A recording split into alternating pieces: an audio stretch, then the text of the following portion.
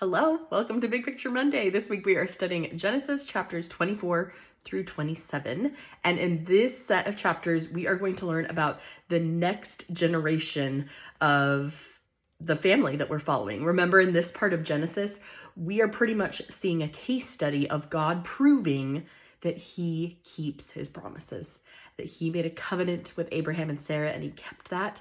And we're now going to go to the next patriarch and matriarch. And I'm excited to go through this because this is actually really the only week that we spend on this next generation before we move on to the next one next week. So this goes a little bit fast. If you remember, we have Abraham, we have Sarah. They had a son together named Isaac. All right. He is the one who has inherited the actual firstborn, like the title of being the firstborn son, even though, of course, Abraham did have a son, Ishmael, prior. But this is the first one with Sarah. Isaac is the firstborn, and that's kind of where we are. We did learn last week that Sarah died and she was buried in a cave that Abraham bought. And that's kind of where we are when we start. I have to address the weird elephant in the room, though, and that is, we've already encountered this, honestly, but there are, especially this week, a lot of tricks and deception that is used by a lot of characters in these stories in the Old Testament, and almost to the point where when you're reading them, you're like, isn't that like dishonest? Like, I'm confused on how this is supposed to be inspirational or like I'm supposed to be learning from this, other than that seems weird. And I just want to tell you that's going to continue as we go throughout the Old Testament. So here are two things that help me, I feel like, keep things in a good perspective. Number one, we never know the whole story. We never know the whole story. I am so grateful for a Joseph Smith translation that fills in a lot of the gaps sometimes, but even with that, there is still so much context to the story or background information or additional details or who knows what it is that we are missing. And so a lot of times when I'm reading these stories and I read something that goes, what? What did they just do? I instead like to think, okay, I have no idea how this actually went down. And the exact words that are written in Genesis possibly are not exactly how this went down. Things could have been changed throughout the years, or there's other context that could have been added in. We don't know for sure. So I like to keep that in mind.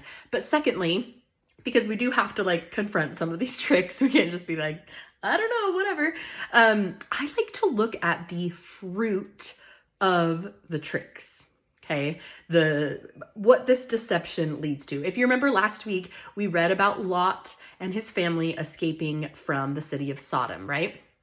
And Lot and his two daughters were able to escape up into a cave, and then his daughters decided to use trickery in order to lay with their father and continue the family line. Now, that trick, you're like, that sounds weird. Don't like that one. But if we look at the Joseph Smith translation, it literally says that they dealt wickedly in order to do this. So we know that was not like an inspired trick that they needed to do to keep the family line going. That was a wicked thing that they did to deceive their father in that evil way. And we have that right there. So sometimes we can see it plainly written out. This was not a good trick. But other times, and we're going to read about some this week, especially when it comes to Rebekah and Isaac, and then their sons, Jacob and Esau, and getting this birthright and blessings and tricking. Like, there's some stuff where you're like, why is Rebekah blatantly lying to her husband? Like, I don't understand what's going on. But we have to look at the fruits. And the fruit of this trick, this deception, are beautiful blessings and a continuation of the Abrahamic covenant. And we also learned that Rebekah knew that that is what she had to do. She wasn't just doing this on a whim. She knew that Jacob was the one that had to have the birthright. Okay, so we'll talk about this more as I go through the actual chapters here, but just to give you some basic framework as you go through and you read about these tricks and this deception. Number one, no, you don't have the whole story. And number two, what are the fruits of this deception? And if it's a good fruit, then that means it probably wasn't like an evil deception or someone felt very strongly inspired by the Lord in order to do this. And yeah, that's what works for me. Okay, we are studying chapters 24 through 27 in Genesis this week. So chapter 24, we have Abraham because Sarah had already died.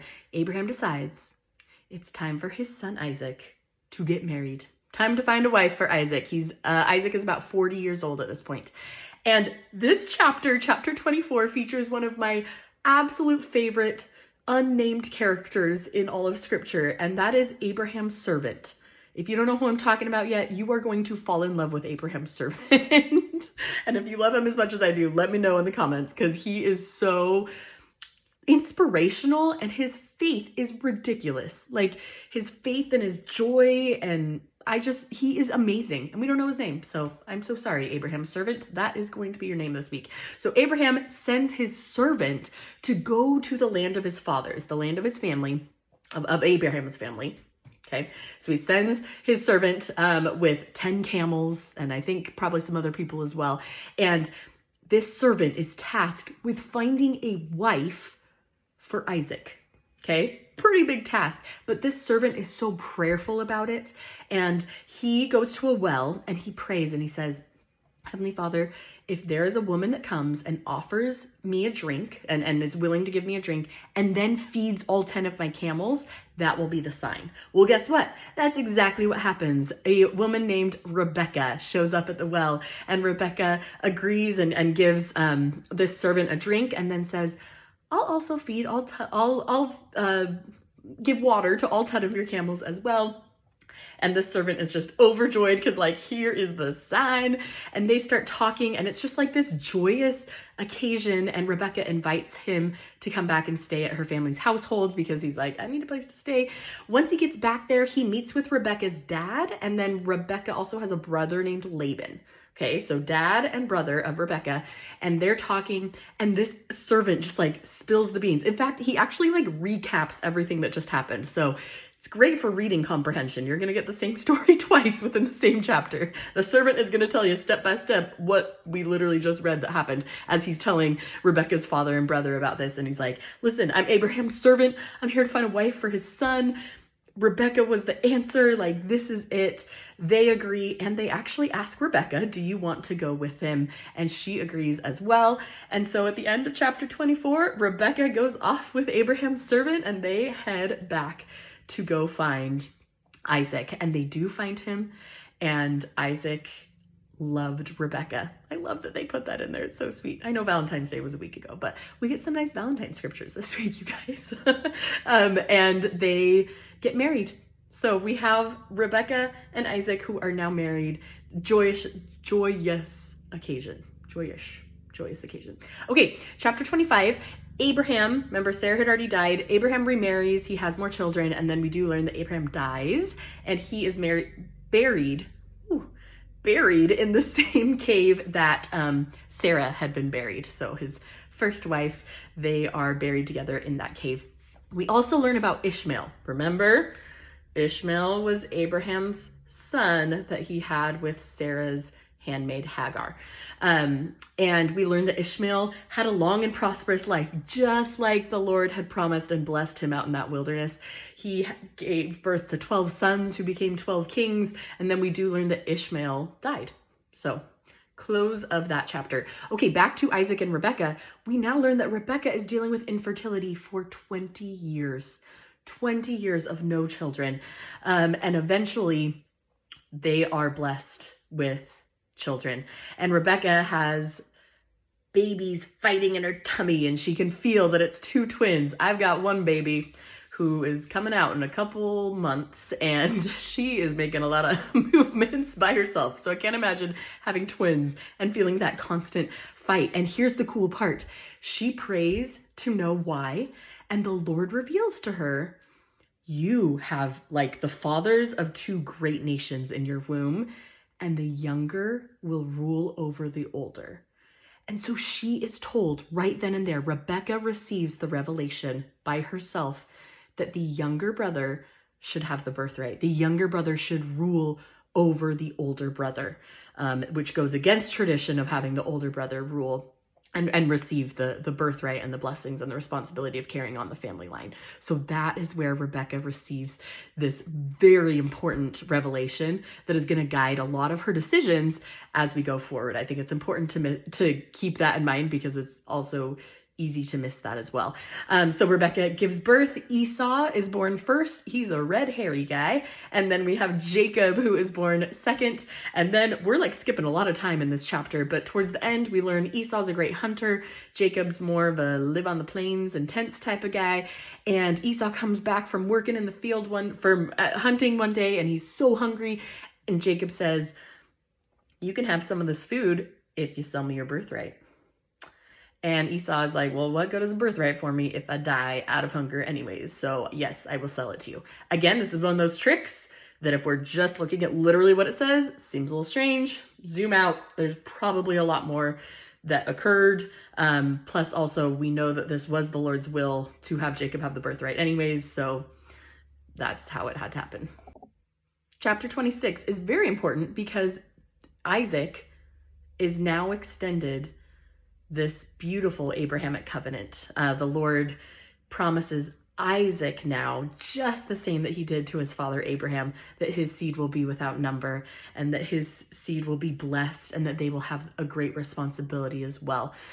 So that is super important to see that same exact covenant is extended to Isaac. Now they decide to go to the land of Gerar as well. We talked about this last week, and there's a king Abimelech. Now I have to admit I made a mistake because Abimelech, we talked about him last week and I said keep an eye out for him because we're going to learn about him more next week. This is actually his son who also goes by the name Abimelech. So a little bit confusing there, but it is the king. Isaac and Rebekah do the same thing of pretending that Rebekah is Isaac's sister instead of his wife to try and protect Isaac's life. And the king eventually finds out and is like, whoa, why'd you do that? But okay, let's give each other space. And the king really recognizes Isaac's power and that he is just filled with the Spirit of the Lord. Eventually, they have a few disputes about building wells. Isaac goes to Beersheba, but eventually they are able to kind of reconcile and everything works out. And it's important to notice that Esau gets married, but chooses Hittite women who it's difficult for his family to accept that because they are of a different religious heritage than what they had hoped for. Okay, final chapter 27. This is the one, all the action. This is probably the story you're most familiar with. This is when Isaac is getting old. We learn that his eyesight is very poor and he is ready to give his final blessings to his sons, Esau the older and Jacob the younger. And of course, Esau is going to receive the biggest blessing because that's how the birthrights worked. The kid, the son who got the birthright, received so much more responsibility to carry on the household and to carry on the lineage. So they were also given a bigger blessing. Okay, that's how they're connected. And so Isaac gets Esau to come and says, listen, it's time for me to give you your big blessing. Go out, you make me that best venison soup that you can. Once you're done, bring it to me and I will give you that big blessing. Well, Rebekah, his wife, hears this and she knows with conviction that Esau is not the one who's supposed to receive the blessing. And so she goes to Jacob and initiates what seems like a very elaborate trick and a plan for Jacob to go and get stuff so that she can make a soup. And then they literally cover Jacob's arms with hairy coats so that his father might think that it's his hairier son of Esau.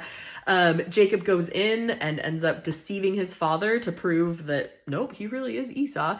And Isaac gives Jacob the full blessing that his posterity will continue and be blessed. And that was really important. It was really important that happens. Well, Esau comes back and is like, here's your soup, Dad. And his dad's like, wait a second, someone already gave me soup and I already gave them a blessing. So as you can imagine, Esau is not happy. In fact, Esau wants to kill Jacob. Like, he is furious at Jacob. And so Rebekah gets Jacob and says, listen, you got to get out of here. Like, I cannot lose my sons you need to get out of here. And so she sends Jacob back down to the land where she had originally come from, that we learned about in chapter 24, with her father and her brother Laban. And she sends Jacob, hey, go down there, find my brother Laban. That's where you're going to want to be.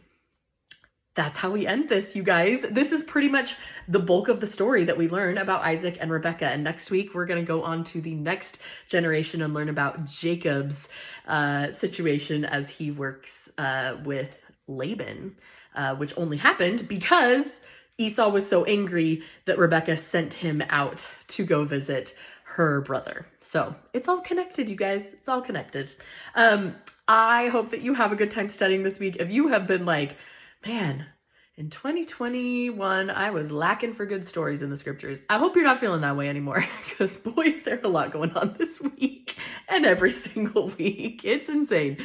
I think my personal focus question for this week is going to be looking at Rebekah and Isaac's relationship. I didn't really summarize them in what I said today, but as you read through chapter 25, for the most part, when it talks about Rebekah's infertility, there's some really cool nuanced little phrases that talk about how Isaac and Rebekah supported each other through this trial that I think are like pretty beautiful and powerful, because we don't often get great examples of what a marriage should look like in the scriptures. That's just not something that's usually detailed for us. And so I love getting that little insight into their marriage relationship and how they supported each other. So that's what I'm going to focus on. Let me know what you are focusing on this week in the comments, because there are a whole lot of lessons to be learned. I hope now that you know the story, you can focus on looking for those little spiritual insights and promptings and answers to your prayers that can come from this strange and twisted story that also teaches about God and his powerful covenants. There's so much good stuff and so much crazy stuff all mixed together. And yet I know that we can find clarity and peace and answers and feel the Spirit as we're in the scriptures each day. All right. Have a great week this week and happy studying.